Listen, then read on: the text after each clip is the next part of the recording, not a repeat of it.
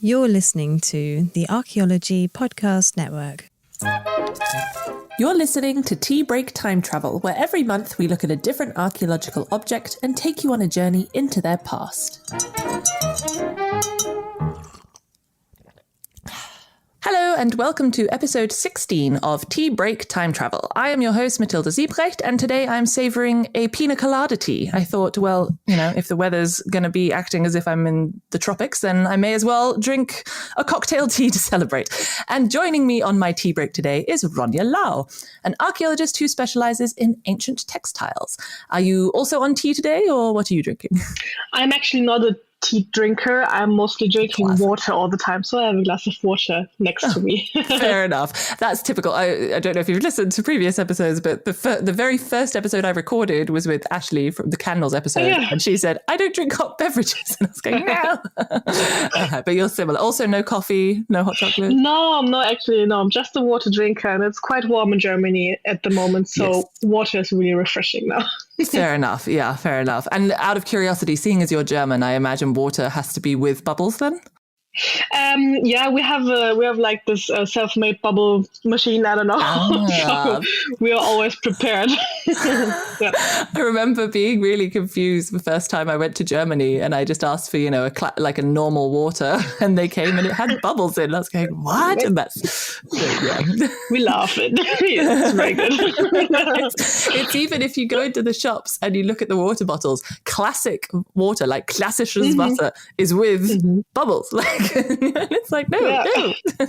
Classic water is flat. Anyway, one of those standard things.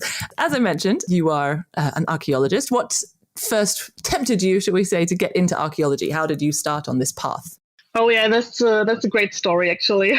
Well, for me personally, I didn't know what to do after school, so I was just really thinking about working first, and I started actually with the living history first. So most archaeologists also do living history, and I thought, well, this is such a nice topic. I want to learn more about it. I want to, dive deep, and and then I started to look out for some jobs, and I started working in archaeology first before I started studying it. Really? And I was looking I was digging with some, just small excavations in Berlin. And I thought, well, this is also really nice. I like also the practical part and the theoretical part about it. So maybe I will just start studying archaeology. And so I started prehistoric archaeology in Berlin. And I thought, this is really great. I want to do that. And then, of course, you need to specialize to something. And then I thought, well, I'm really good in textiles and sewing and crafting things. So this will be my topic. Fair enough. And at the moment, you are doing your PhD, correct? Yes, I'm a PhD student at the moment. I am at the Ruhr University in Bochum, actually, so I'm still living in Berlin. And I'm also doing my PhD thesis about textiles, Iron Age textiles in Austria. So it really did grip you if you've managed to go all the way through to PhD level to do it. And I'm curious, though, because so you said that you worked in archaeology like as an excavator, but you were able to work even without an archaeology. Did you have to do a particular training, or I'm just curious personally how that works? Yeah, I mean, I was a bit, just going straight forward to ask them, hey, can I do like an internship? Just wanted to have a look at it, and they said, yeah, I mean, you can have an internship for 2 weeks. I mean, we don't pay you anything, but you can see how it goes for you. We teach you some stuff, and that worked pretty well actually. So I was just asking, can you take me in? Nice. And they said yes. That's funny, actually. My first ever excavation job was pretty similar in that I basically I had done my undergrad degree, but I had emailed so many people, also in Germany, funnily enough, and everyone was going, oh, no, sorry, no, we don't have work, no. And then, but luckily, at some point, someone would be like, oh, no, we don't have work, but try this person, they might have work. So then in the next email, I'd be able to be like, so-and-so recommended I contact you, being like, pretending that we were best buddies. And eventually I sort of got through to someone who said, oh no, we don't have any work, but we have a tour of our like excavation this weekend. Do come along and have a look, might be interesting to you. So I went along and basically indeed cornered them and said, please give me a job. And I think just having me physically there in front of them, they couldn't say no. So it's not that we're recommending to any of our listeners that this is the way you should get an archaeology job. You should be, respectful and Sure. But excellent. If you could travel back in time, after all, this is tea break time travel, where would you go and why?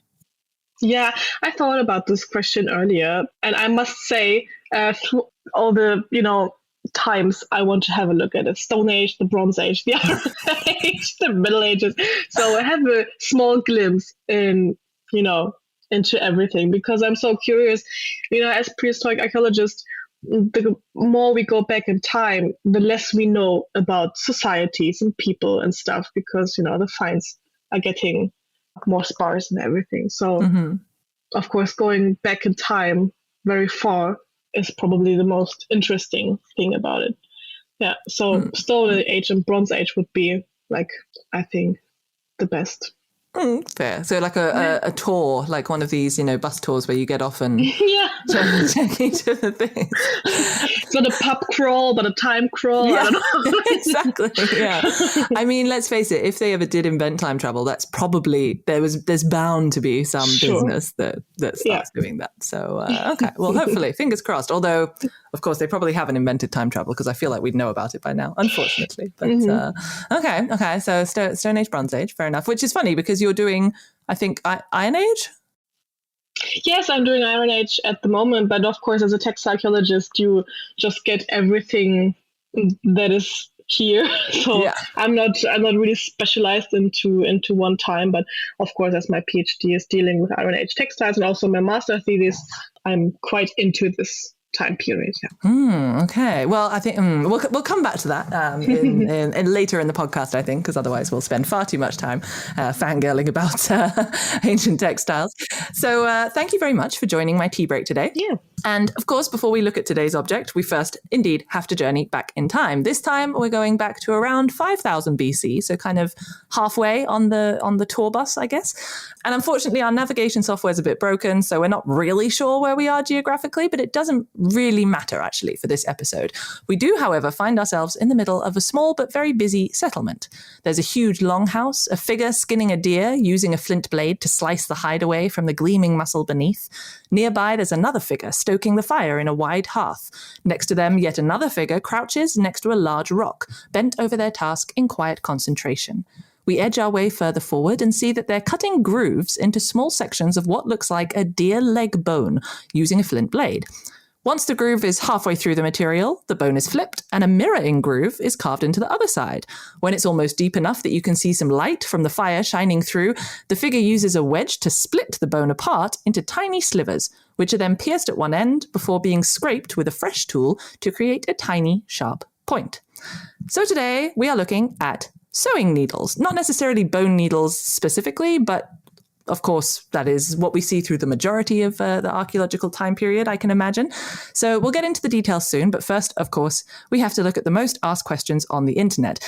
And there weren't actually that many because, and I had to use bone needle for this because if you just use needle, then all kinds of things come up about modern sewing techniques and everything. So, and even then there weren't actually that many. And they all basically asked the same two questions, which were, first of all, what were bone needles used for? I don't know if you can elaborate on this, Ronja. Well, that's a broad question. Yes. And I'm into this topic of textile production and stuff. So this question is like, duh. Yeah. I mean, what are bone needles for? Of course, mostly sewing something. But of course, like you said it in your nice surrounding first part, like, there is a needle which has a hole at the end. So because of course we have other needle types too, which don't have holes at the end. So you have to put a thread through it. So like needles with a hole attached with a thread, they are mostly for sewing, attaching something A, fabric, or something B, something else to another. They can be used for embroidery and netting. and stitching and something else. So everything that is somehow related with a thread and combining something with each other. So that's the I think that's the very plain answer to it's a pretty simple bone answer. needles for. Yeah, no, that's nice. We like simple answers. Next one, slightly more. I liked the wording of this one as well. It was always, when was the bone needle invented? Which I like the use of the word invented. Not sure you can provide an answer for this one. Well, I mean, yes, if something gets invented, so we have to think about a time period where a needle was not used, and then at a certain point it eventually was used, and boom, there was a needle. We don't know where it comes from, but boom, there is it. I mean, needles are one of the oldest tools we know of mankind. So I have looked it up actually, and have had a look at what were the earliest evidence of needles we have. So there is this needle from the Siburu cave. It's in Africa, and it's also named as the earliest sewing needle. And it's also made out of bone and was dated 59,000 BCE. So, of course, Africa holds, of course, a lot of very old tools dated very long ago. So this is not an unusual find, actually. So, okay, yeah, some bone needles in Africa sounds very plausible. But then we also have some needles from the Denisova cave. It's in Russia, and it's 50,000 years old. So there are also very old needles we can find here. So where mankind is, I think there are also needles we can also think about. I think this is also a question later with the needles and the sewing and the clothing connected to each other. So when was the first clothing invented? And I think the question, when was the first bone needle invented, goes really well together. So, yeah. And because indeed you always have this image, like the cartoons and everything of, cavemen, prehistoric man, just with skins draped over them, kind of thing, like half a lion just draped over them sides. But do you and again, we're probably going to go into this in a bit more detail afterwards, but we have a bit of time now. Do you think that would have been the first kind of clothing, that it would have just been draped over, or do you think indeed it was always sewn from the beginning? It's not always necessary to sew clothing. So we also have later, for example, from the Iron Age, later evidence that there are also clothes which are just draped around the body and are fastened with, maybe a belt or with some fibula and stuff. So you don't need to sew clothing. But we have some, if we think about leather clothing or clothing made out of some other fibers, plant fibers and stuff, which are not really spun, but maybe also braided and stuff, and leather sewn to each other, is probably plausible for also Stone Age people. And this gives us a very big, insight about technology and dressing themselves, having an idea about how I want to look, how I want to cover myself, what are the reasons for covering ourselves, because I think there was a study which showed that people can survive naked, around 21 degree temperature outside. So if Stone Age people lived in, of course, in colder climate, they need to cover themselves just to protect themselves from the environment. But also clothing is just not a protection, but also shows our social status, our where we belong to, which is our ethnicity, maybe where we are in our family and surrounding.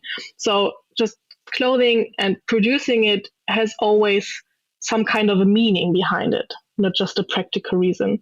And so I also think people may be very conscious about how they create their clothing and spend also time on it because sewing takes time, most of it, but they're willing to do it and to make also really nice clothing and decorating it, embroidering it, sewing some decoration on its shells and muscles, and just making nice clothing, even if they are just for protecting against the environment. We have some evidence from graves from the Stone Age where we have a body laying there but no clothing because it's organic material. It's not surviving that long. But we have some evidence of embroidered shells on the body, and they had to be attached onto something. So this was probably part of the clothing, and this also must have been sewn onto the clothing. Yeah. Which that reminds me a bit of, I remember meeting Teresa Camper. I met her through Exarch. She does a lot of leatherworking. She does a lot of replication of prehistoric leather cloths. Oh, yeah. So sort of early, like Mesolithic and early Neolithic. And indeed, she says a similar thing to what you were just saying, that clothing would not have just been functional. It would have also been beautiful. And so she makes these really gorgeous pieces of clothing. And I think that that's a really interesting idea, because so many times if people even replicate, clothing from the past, like if they're doing living history, it is very simple and it's very crude, and it's, which it wouldn't necessarily have been like that, I guess. No. Yeah, that's very common misconception about like prehistoric people in general. They need to be dressed really, like I said, crude and simple and not well done, just but that's not the case. And I'm really into telling people we love beautiful stuff. I dress nicely if I want. That's just, that's fine. And people did that also a couple of thousand years ago. Yeah. And when you do your reenactment, just going briefly back to this, which sort of time periods do you generally focus on? Do you also make your own clothing for that? Do you also have to think of these things when you're making it? Yes. So I'm doing living history for now 16 years. So I have quite a long time, going through all the time periods. Wow. Yeah. I have recreated clothing from, of course, the Iron Age, from Slovenia, from Austria, from the Iron Age in Estonia, from I'm starting now Bronze Age, also from northern Germany now. I have a lot of medieval stuff because we also have some medieval groups here, and I also work in a museum village. So medieval stuff is necessary, but differences from the 11th century, the 12th, the 13th, and the 14th century I also make. Wow. So I have most of the Middle Ages. Okay. You'll be all set for your time travel trip. You'll have everything. Yeah. I hope I don't point out in the time travel she's from the future. No. Right. And you always have to ask yourself, what is my intention? Do I want to hand sew everything by myself? Do I want to plant dye everything by myself? Do I want to hand weave everything by myself? So you have to make some cuts, of course, and don't spend so much money and time on it. But of course, this is what my hobby is, what I love to do at the weekends, and where I put all my passion into it. So I mostly do all of the stuff myself, and if I can't do it because I didn't learn it, I let people do it who can help me with that. For example, dyeing things and stuff.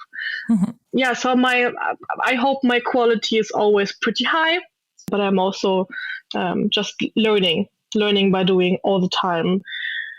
For example, for the Middle Ages, you see other depictions of people and say, oh, I haven't seen this one. Maybe I have to add this and that, or have to cancel this because we don't have so much evidence. And, it's always work in progress. Living history is never finished. So, well, which is great. Yeah. You have a hobby for life. That's totally fine. Yeah.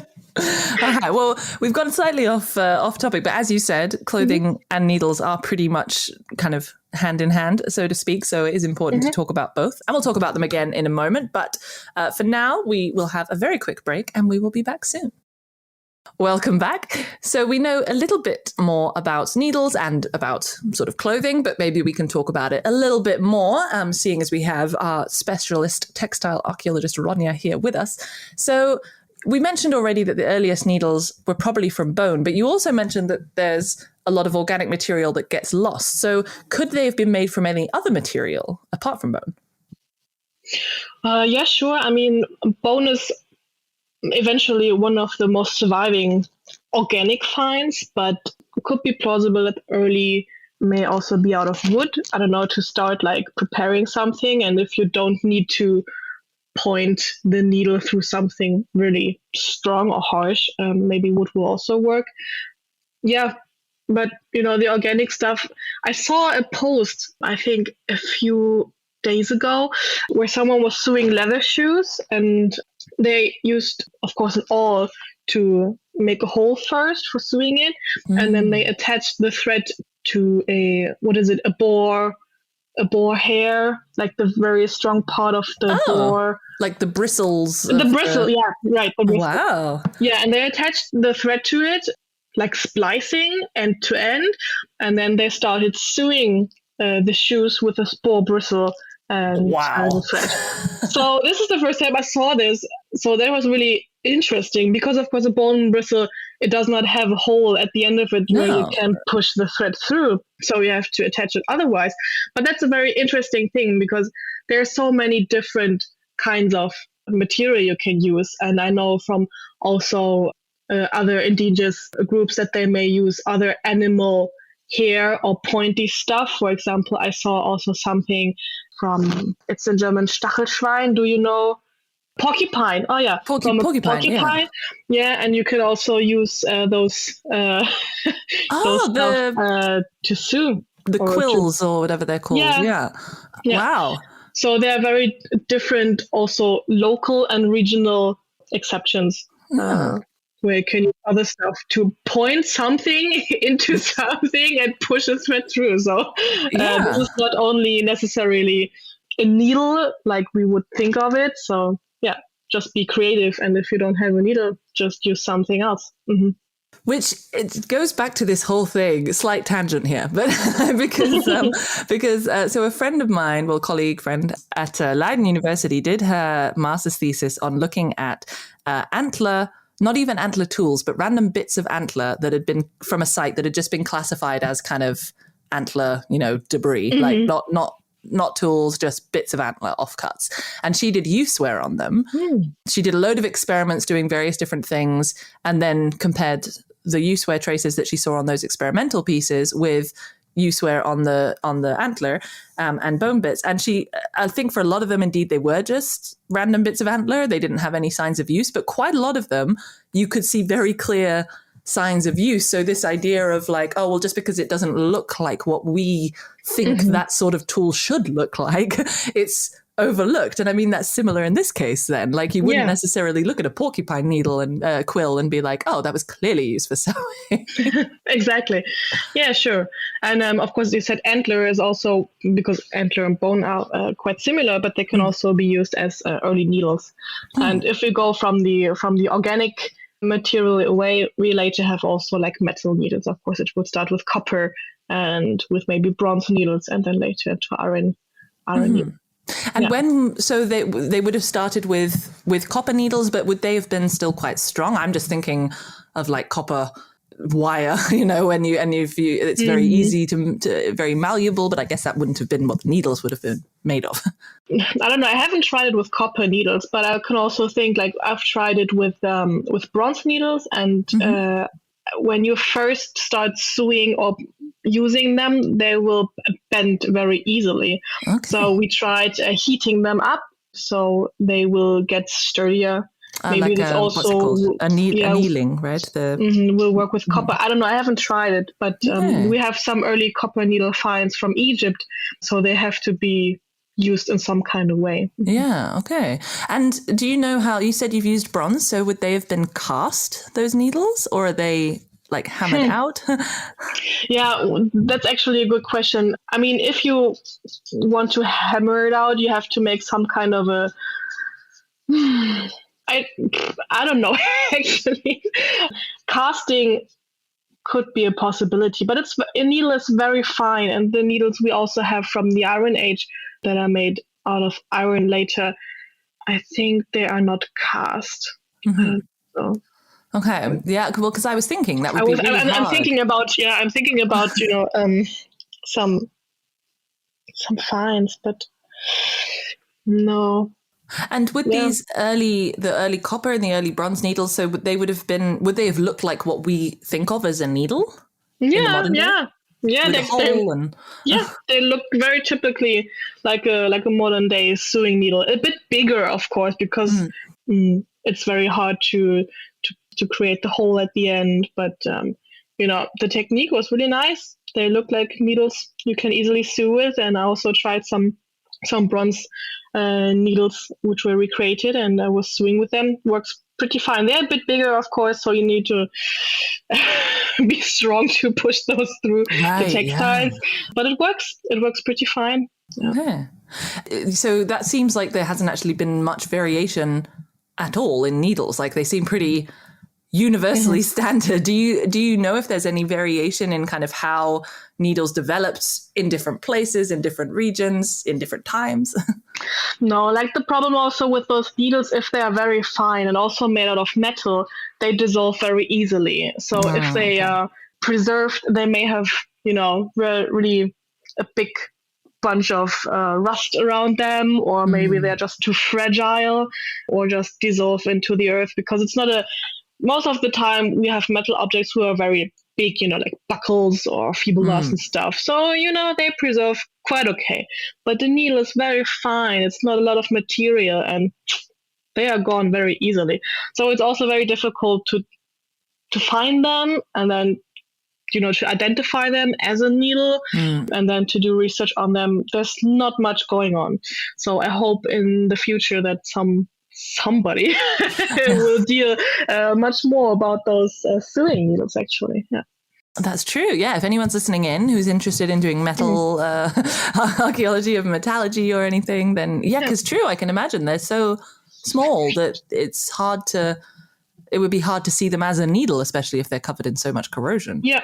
Right. Yeah. I mean, the technique gets better, and the needles will get finer. The holes will get smaller, because like this thread will also be smaller. So you need to have smaller needles and stuff. So they get just better, finer and thinner and better and sturdier, for example. Because if you later also use iron, your needle will eventually last longer. And I get modern needles are from steel. Most of the time? Is that correct? Mostly steel, yeah, sure. No, that's because I do a lot of sewing, but that's really interesting. And the thread you mentioned there. So, because indeed, I imagine that you mentioned already that clothing would not have always needed needles necessarily, because you talked about the fact that some are wrapped, but indeed you would assume that once a needle is being used, some kind of thread is also being used. What would that thread have looked like? Well, the sewing threads we know also from the Bronze Age to the Middle Ages, they are mostly plied threads, maybe out of wool or other plant fibers, maybe. Ply because they are more sturdy, they are more stronger. Ply is a thread made out of two single threads. So right, I was about to ask. Know what a ply is. A ply? Sure. So if you spin just one fiber or just one thread, it's not sturdy enough. So you combine two of those threads to one, so it will, be stronger. And we will see this very often as a sewing thread. And they can get really, really fine, also since the Bronze Age, like the spinning techniques, they evolve and they get better. And the people who are spinning, all their lives, they're really good at it. It's a very, it's a very nice craft. Yeah. And most of the time, the sewing threads are ply and were used, to combine the clothing and the textiles. Yeah. And because you're mentioning sort of spinning and the fact they're creating their own thread, I'm just thinking the amount of times that I have like a long off cut when I'm sewing, or if I've pulled too strong and it snaps or something like that. And it's annoying, but it's like, oh, well, I've got this other massive spool of thread that I bought from the craft shop here. It's totally fine. Do you think that the practice of sewing would have been different back then if you'd have had to be really careful about your resources, or do you think it would have been similar? Yeah, I mean, we eventually, we have to recreate an environment where we have to think about how much time people spend on spinning and creating textiles. So this is not something we can easily say, because we don't ask the people. But we find most of the time, top number one archaeological find is always a spindle whorl. And the amount of spindle whorls we find in settlements and in burials is very huge, actually. So it must have been an everyday task to spin thread, either for sewing or for weaving a textile. So of course it is time consuming, and it is a very precious resource. But I mean, I am also sewing a long time. So I am very carefully, and if you get better and more conscious about what you do, it doesn't happen so much that you rip a thread and you just say, okay. But of course, the thought about your resources and also recycling stuff you may not need anymore is more present, I think, in the prehistoric societies than in our society nowadays. So if you have some thread, and maybe if it's just a meter or something, you maybe keep it and just don't throw it away and just attach it to somewhere else. And we see it also in textiles, if they're recycled, if something will be reused or something others will be attached, and some holes get repaired and stuff with other thread colors and other thread diameters and stuff. So it's always a collection of what people had on their hand as a resource, Yeah. And if the sheep were shaved and you need to have to wait for the wool to grow back, you have to use something else if you don't have anything. Yeah. Yes, true. And actually, I can contribute something here, because I did a lot of research on bone needles from Inuit, though, so I don't really know much about the rest of the world, but from Paleo Inuit, so prehistoric Inuit. And there were some really cool ones in the archaeological collections where you could see that the hole had broken of the needle, but then they just made another one below it, or that the tip had obviously broken off, but then they'd sharpened it to make it so in the end you have a tiny needle because it's really short, because it's obviously been resharpened so much. But that goes with what you were saying of just there's a lot more recycling, a lot more reuse of existing materials going on. Yeah, exactly. I think it's very interesting. And going back a little bit to what we were talking about earlier as well, and sort of how prehistoric clothing would have looked like, because of course it doesn't really survive that much. So how do we know what it looked like? Do we have a lot of archaeological evidence for it? Is it just a lot of guesswork? Yeah. Well, yes, of course, as a textile archaeologist, we have to look at every other evidence we have. So, of course, if we are lucky, we have some textile finds or some organic other finds, which is not necessarily a textile, but also leather, the fur or plant fiber finds from somewhere. Of course, all those organic finds need to be preserved in a very special condition, even if it's dry or wet, for example, or if we have some salt, which is my specialty because I'm working on textiles from a salt mine. So if these are, given, those textiles may preserve quite well. But if we don't have them, we have to look at other stuff. For example, like I said, the spindle whorls. If we have textile productions in a settlement or from a burial, some evidence there. If we have traces of imprints in pottery, maybe this is also a good way to identify textiles, because maybe the pottery was formed and put onto a mat, for example, to dry, and then you have sometimes the imprint of some weave or something on the bottom of the pottery.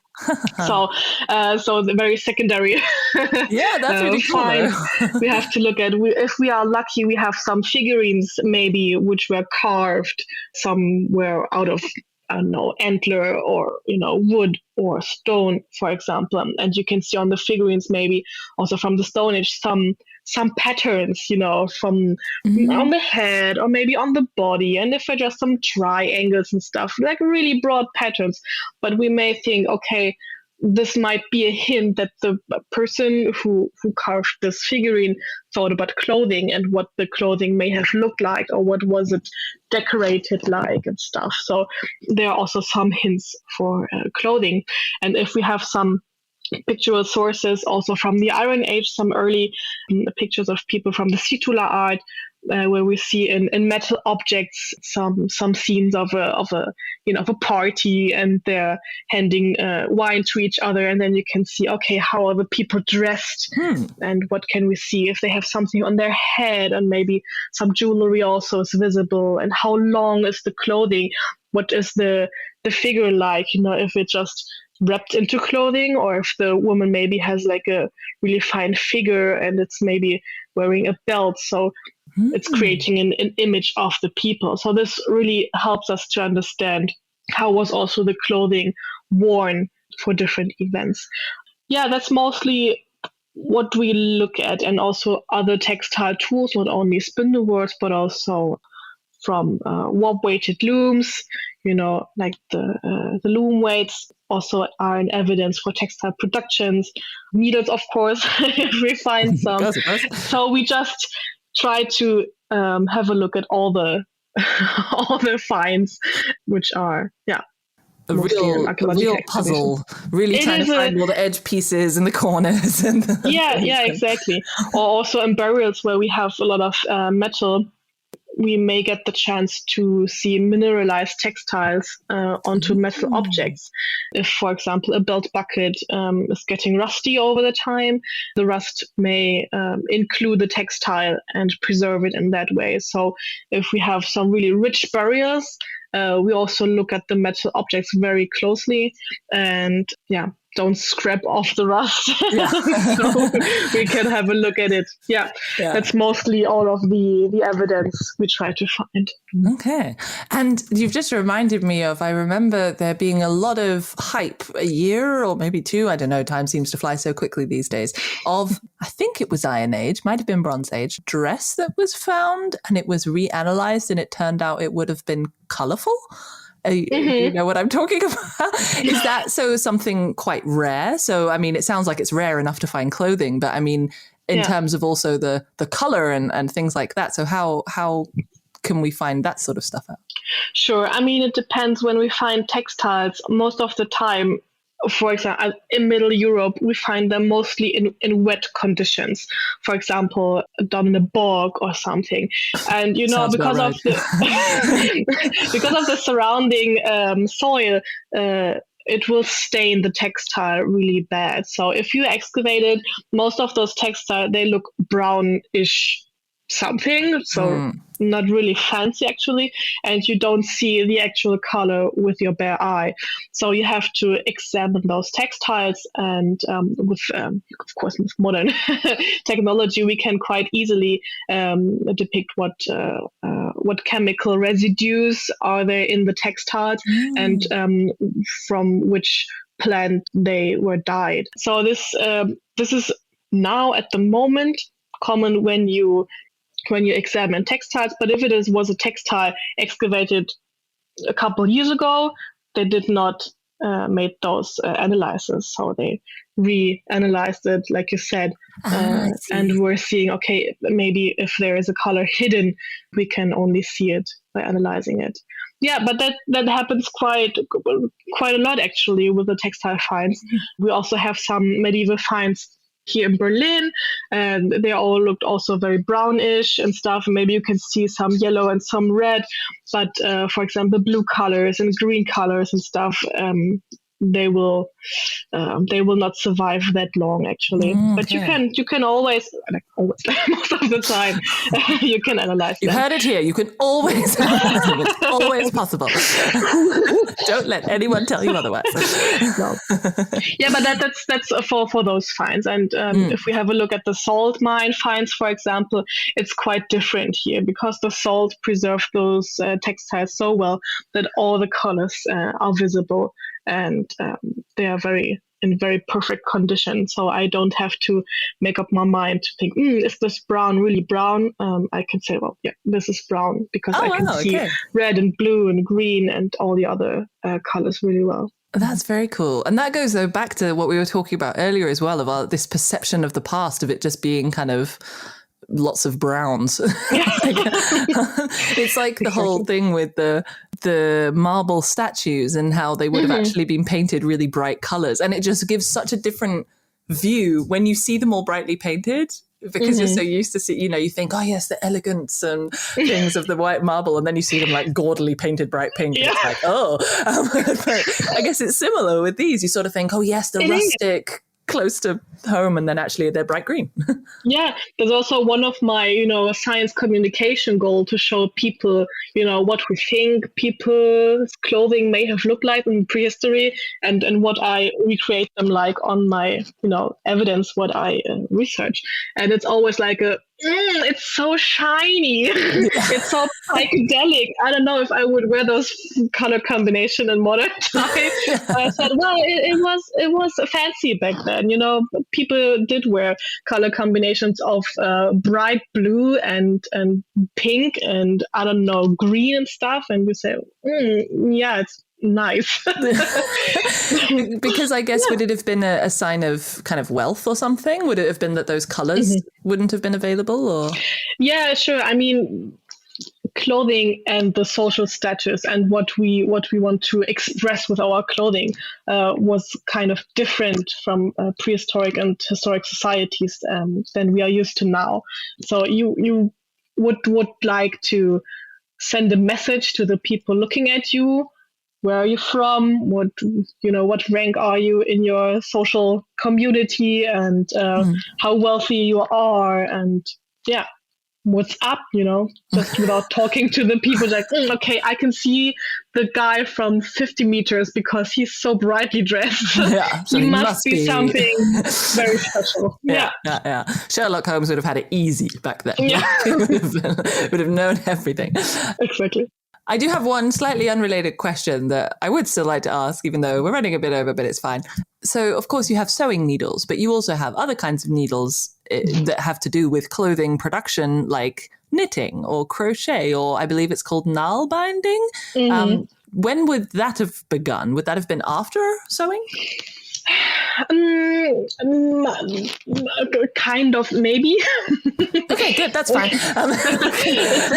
It's a good question, actually, because all those specialized textile craft, I would say, is very interesting. I was looking at some needles, like with a hole, but they are not so fine, but very broad and thick from the Bronze Age in Estonia when I was having some excavations there. And I had those needles in my hand, and I thought, what are those used for? We are in the Bronze Age in Estonia. It's we don't have knitting at the time. This is not a needle suitable for sewing. If it's making maybe nets, okay, yeah, it's a net needle, could be. But what could otherwise? And I thought also about nail binding, because nail binding is a very, very old technique to have like a crochet/knitting appearance, but it's way older. And we have some evidence also from Egypt, very old finds, also from the Iron Age and antique. So it could also have been that nail binding was common in Europe also in that time, Bronze Age and Iron Age. But we have very, very, very small evidence. For knitting is quite new. So I know some archaeological finds also from London and from Germany from the 14th and 15th century. So Middle Ages. This is quite late, but it probably evolved out of nail binding and crocheting. So these are just maybe techniques and evolutions which follow one after another. Yeah, but we can't really say, because like crocheting and nail binding are mostly used for smaller textiles, so not for clothing your whole body, but maybe just for mittens or just for socks or just for a hat or something. So maybe this kind of technique was evolving, next to sewing techniques and practices. So we don't actually know. We need to get this, time travel bus sorted so that we can go back and have a look and see, see if it's all sorted out. Okay. Well, I think we're going to have another quick break so that everybody can top up their tea, but not to worry, we will be back soon. Welcome back, everyone. I hope that your teacups are fuller and the biscuit jar is emptier. So, Ronja, of course, we did already introduce you in the first section. We talked a little bit about your research, but maybe we can go into a bit more detail with that because it sounds really fascinating. So your current research, as we mentioned, looks at Iron Age textile finds specifically from salt mines. Can you tell us more? Yes, I would love to tell you more about those.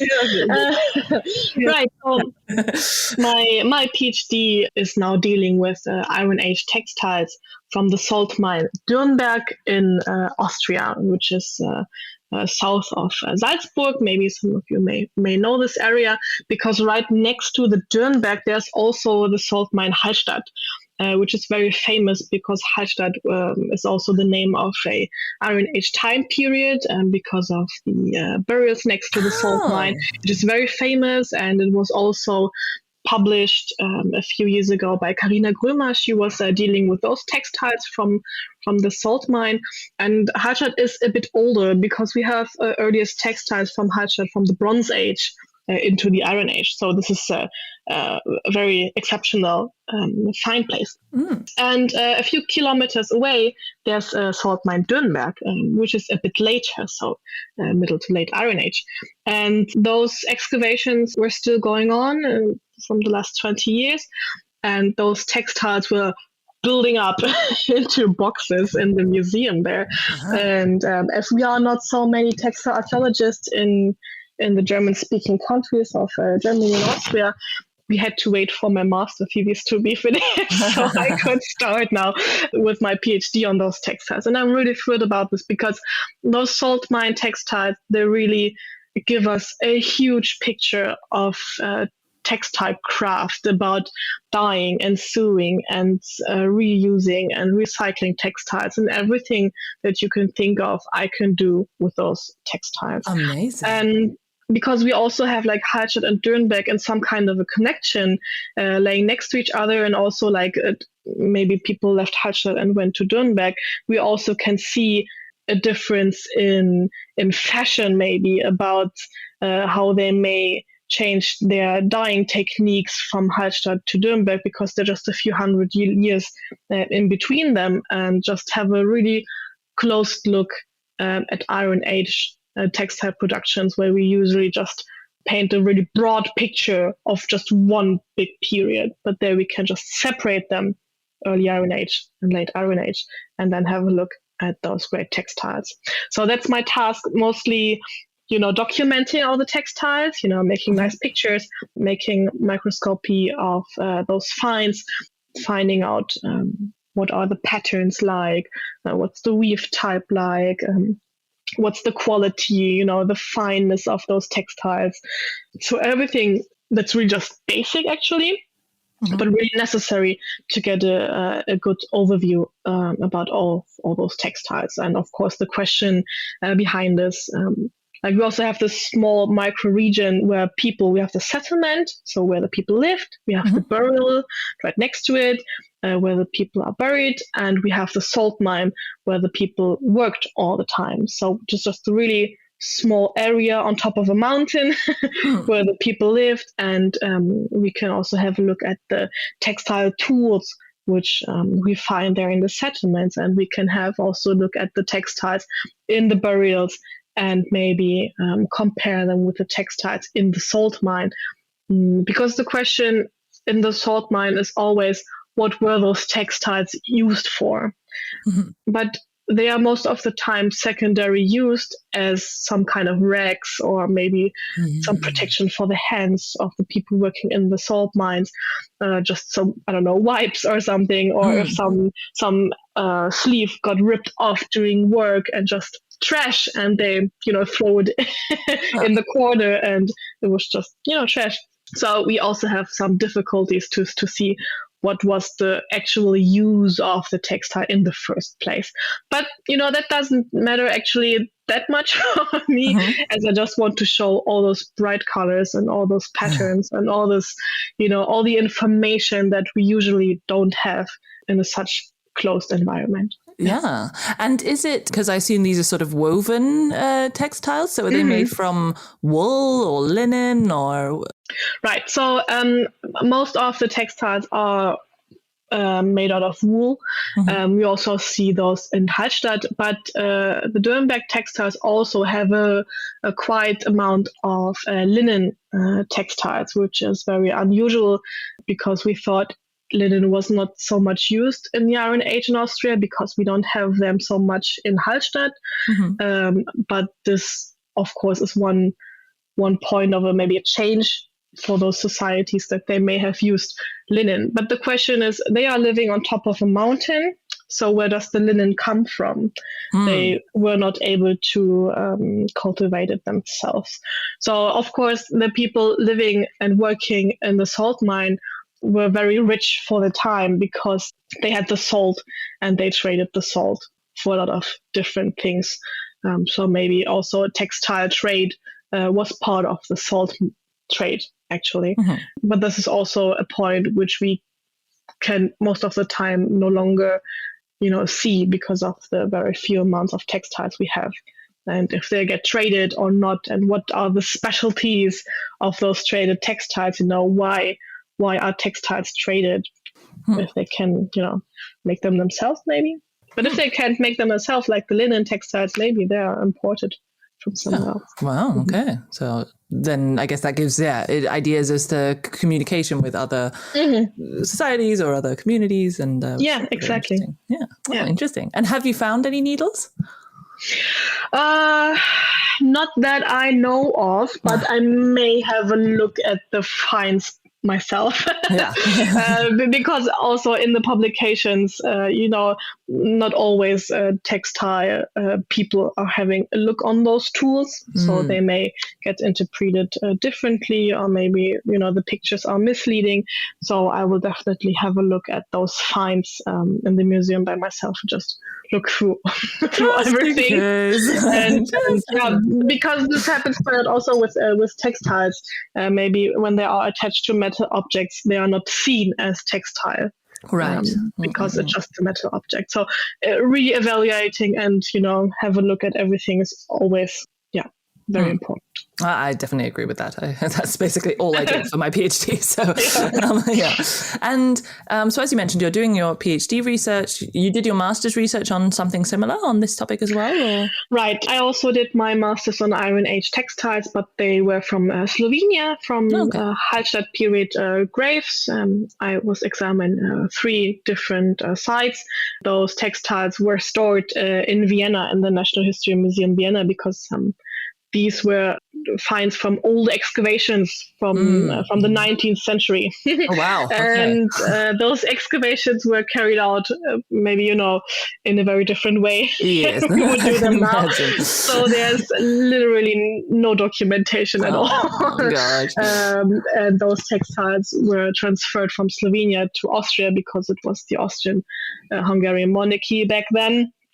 And so they were in Vienna, and I worked there on those textiles, and also, like you said, re-evaluating everything I see, have a look at all the metal objects, and find some really nice textiles. And even if they are from very old excavations, and even if they were restored in a not so nice way, I could learn so much from them, and I could gain a lot of information and very interesting insights also, dealing with whole burial structures and everything. If you would like, I can tell you an example if we have some time left. Yes, please do. For example, this is always a thing I want to tell. There was a burial mound, and in those burial mounds, multiple persons were buried. And it's quite common for those Hallstatt period graves that for wealthier people, there was also a horse buried next to them or on top of them, or something, close to the buried person. And I was having a very rich burial with a lot of textiles attached to metal objects. And there were a few metal rings, just some rings, flying around in the grave. And attached to those rings was some kind of fur. So I just not only look at the textiles, but also other organic material, for example, fur or leather, of course. And we were examining the fur, and I said, it looks quite like a horse fur. And I was looking through the documentation, and it said that 0.5 meter above the human, a horse was also buried. But those rings were said to be found inside the human burial. So we did some more examinations, and of course, the National History Museum Vienna has a lot of, also recent zoological finds or Nice zoological reference. apartment. So I was digging. So you made some new friends. Digging in the animal hide department underneath, and was searching. Zebra, giraffe. Oh, there are horses. So I was looking at the Przewalski horse hide. Oh, wow. And I was taking some samples from those horse hides, from different parts of the horse, from the head, from the back, from the shoulders, from the legs and stuff, because even if it's from the same animal, the hair structure might look different.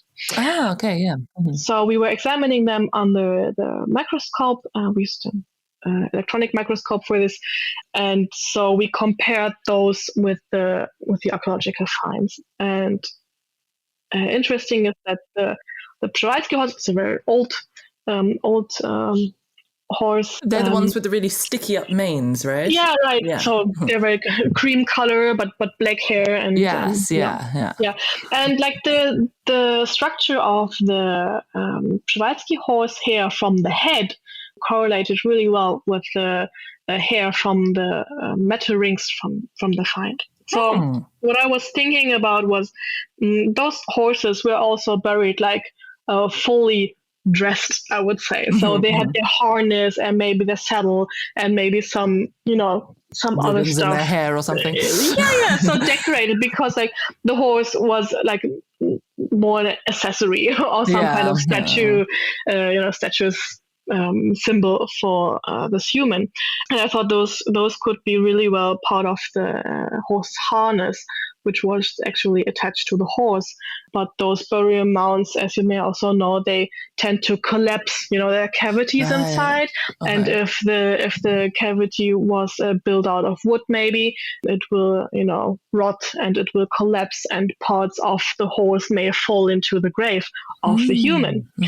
So this hint of finding horse hair on the metal ring inside the human grave opens us a very plausible picture of how the burial situation may have been. So, Yeah. That's just from a little ring. Just from a little ring with a bit of horse hair attached to it. And I think that's so interesting and so good, and because we don't have so much documentation from those excavations, it's really necessary to look at every small bit we can find. Yeah. And indeed shows the importance of looking not just at the kind of big important things, but also looking at the small things and looking at sort of reassessing what something could have been. And definitely approve. So as we mentioned, you're now doing a PhD. Now, I was a bit unsure because I saw you mention the other day, congratulations again, that your funding has now come in. So you're a funded PhD now. So were you before working unfunded, or how did that work? I started my PhD in 2020, and we wanted to get funded actually quite fast. But as you all know, in 2020, a pandemic happened. May hit us, and so the funding situation also for archaeologists changed rapidly, and funding was not so easily for us anymore. And through the last 3 years, I worked and I just tried to live and survive. And find maybe some time next to it to prepare my PhD. But my research, it is necessary that I travel to Austria and have a look at the textiles by myself. So having the time and the money to travel to Austria back and forth was not something I could achieve with funding myself. So for these kind of projects, if you need to travel and if you need to spend some time somewhere else, funding is necessary. It's just the way it is. I have my family here in Berlin. I want to live here. I always come back. That's totally fine. But I was starting to, I think last year I was starting to send out my what's called The applications? Or? The applications, yeah. I was sending out the applications to a bunch of,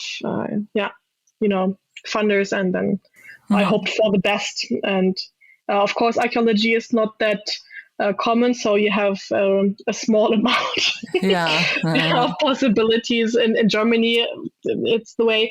So I had like 8 or 9 applications, and one came back positive.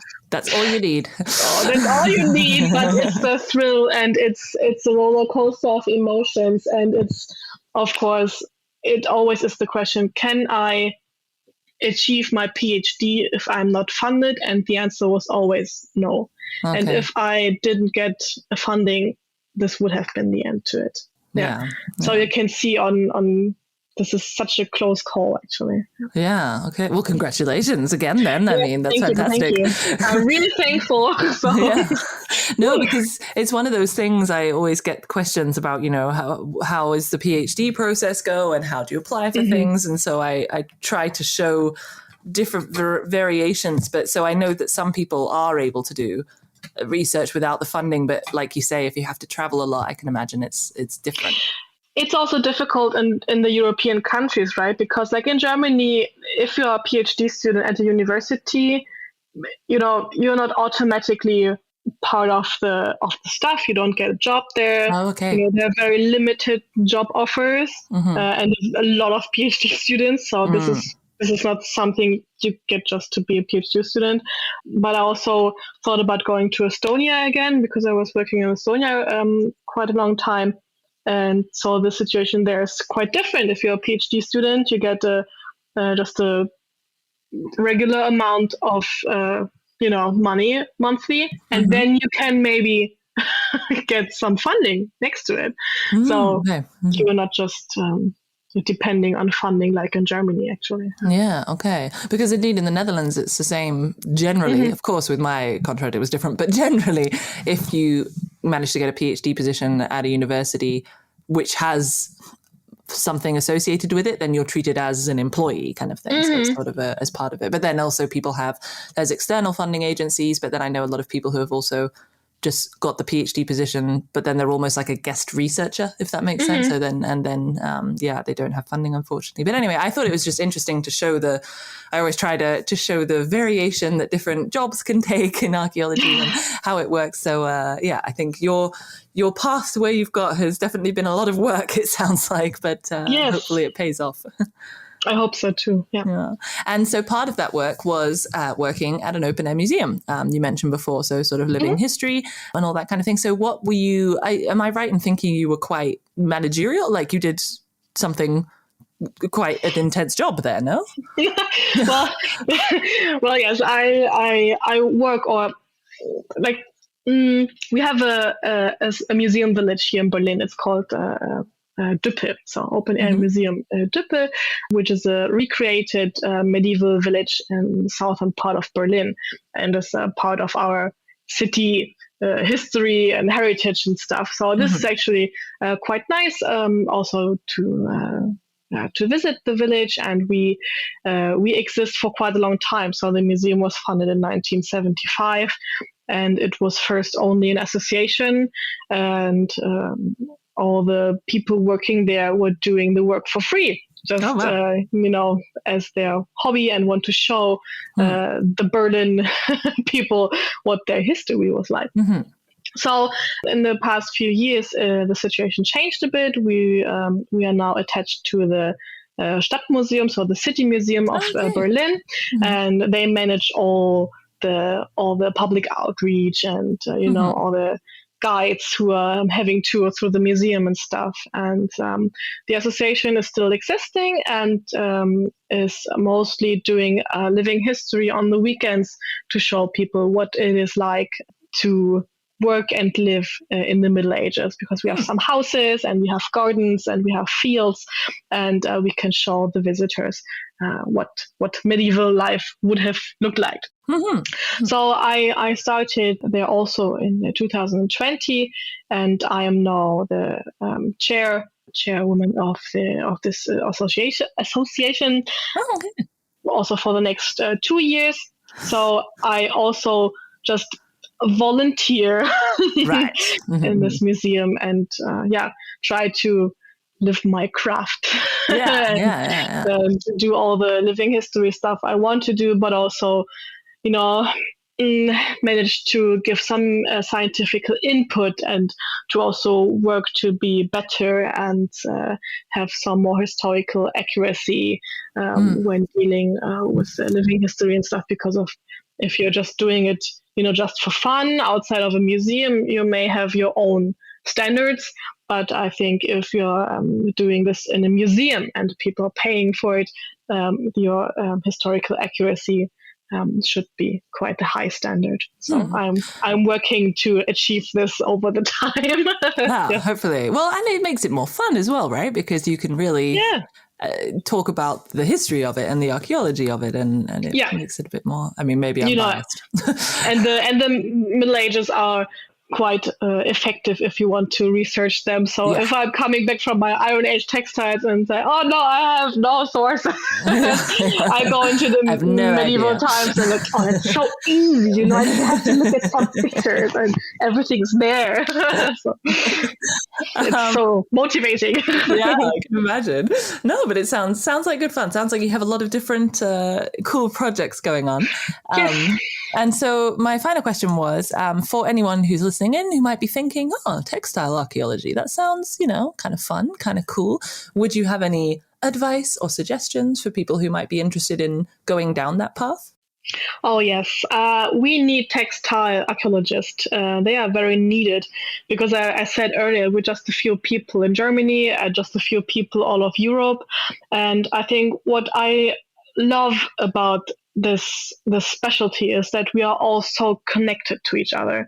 We all know each other, so we see us at conferences and workshops, and we are all connected through different small projects. But this is also very needed because textile archaeology is quite the new specialty. We need to do some basic research. We have to figure out what methods are working and which are not. So we are not just like just basic methods I can, put on those textiles. No, it's always something new. You have always new work to do and to connect and to talk to each other and to evaluate if this is all working out is very, very important. So if you're into textile archaeology, don't hide. Please come out. Come into the light. Get in touch with any of those people. This is there are small hierarchies. I love that we are also a lot of women there, so we have to tell it like it is, and it's a very nice working atmosphere if we're meeting each other, and it's a great topic. We all have a lot of passion for what we do, and we all know it's very hard to work on textile archaeology because it is not seen at the moment in the different parts of archaeology. If you want to work somewhere, they say textile archaeology, what? We don't need that. And I always say, well, we actually need that because textiles come up every week. Yeah. And the colleagues don't know what to do with them. That's totally fine because they have other specialties. Yeah, but we need to work. Bring a specialist. Yeah. Yeah, to be seen, actually, to be heard. So if you want to learn textile archaeology, please do it. The universities do most of the time do not teach textile archaeology.